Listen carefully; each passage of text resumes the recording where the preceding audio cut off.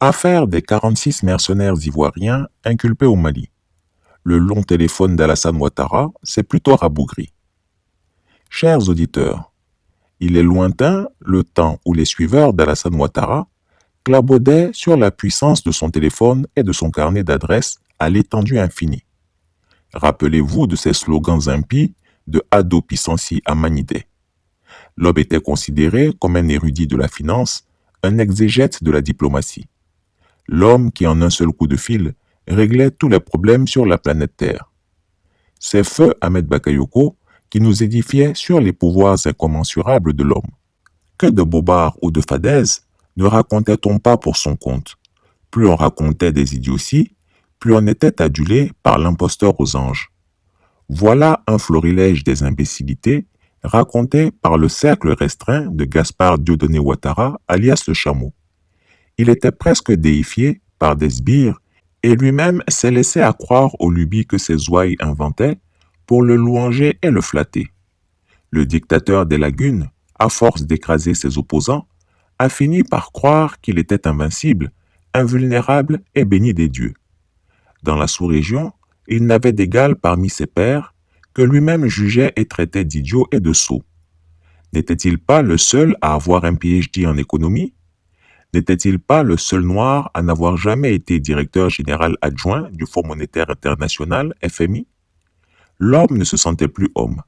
Il était une sorte de messie envoyé par Dieu le Père pour racheter les bévues des êtres humains. Or, quand l'homme se laisse aller à de tels boniments, la chute n'est plus que rude. En effet, la réalité a rattrapé notre imposteur.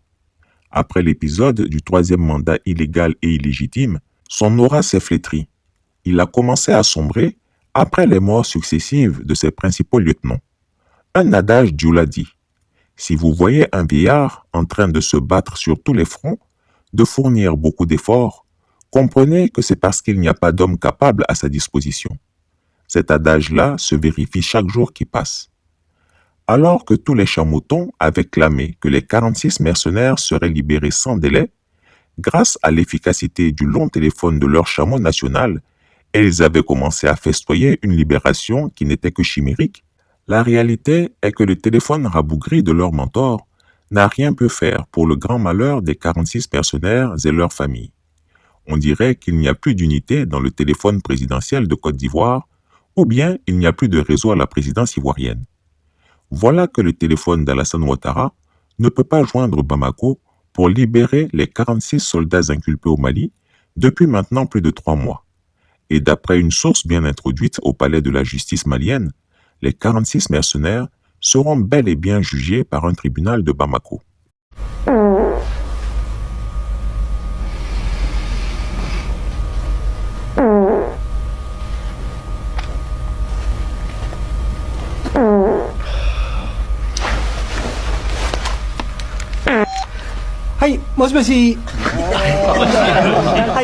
Chris Yapi ne ment pas. Retrouvez Chris Yapi sur ses 2 chaînes YouTube, sa chaîne Dailymotion, Instagram et VK.